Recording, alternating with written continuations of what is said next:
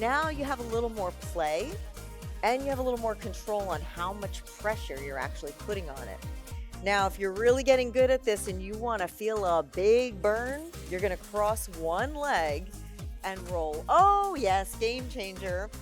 Yes, you don't have to travel very far. This is for when you have that real tight knot.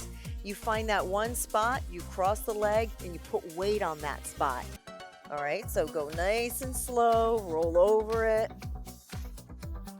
Now, there's a lot more body weight being placed right over, so even though you might have better control in how you roll, you do feel this a lot more intensely. Rolling slowly over the quad. Now, this one starts to get pretty aggressive where you're like, okay, the other ones weren't too bad. Well, maybe the calf was.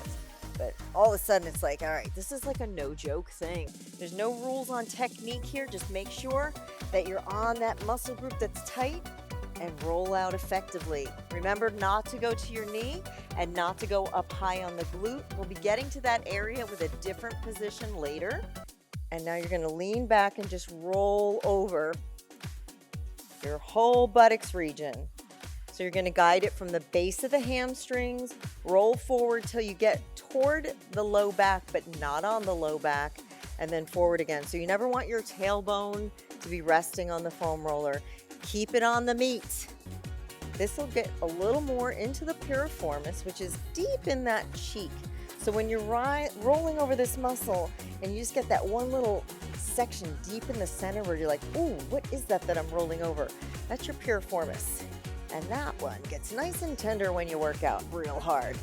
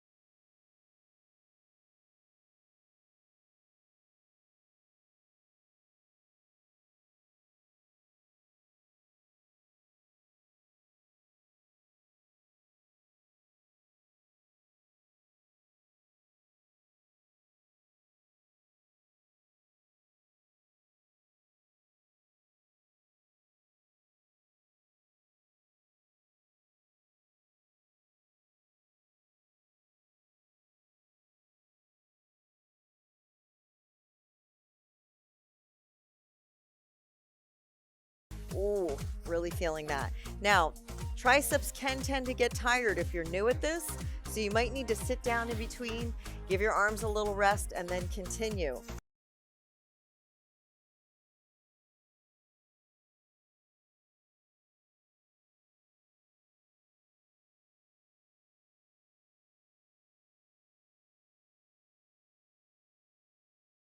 Again, you have the option to do one leg. So if you're doing the one leg at a time, you'll free one up and you'll get up. Now, with this leg tucked in and coming up, you have a lot more play. You might find that, wow, I can roll different directions. I can angle my body a little differently because you have a little more of an independent motion on one leg at a time.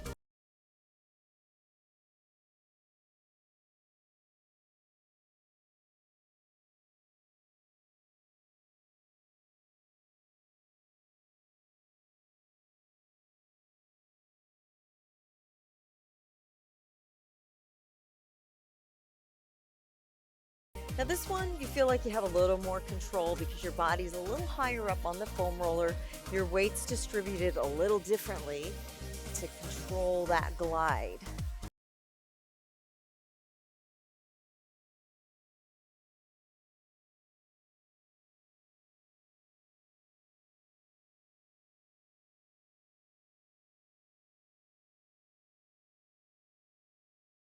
Just gonna roll into it toward the foam roller and pull away from the foam roller. All right, so you just have that leg dropped on top, draped right over your foam roller, and roll in so that foam roller makes its way toward the groin area and then rolls away from the groin area.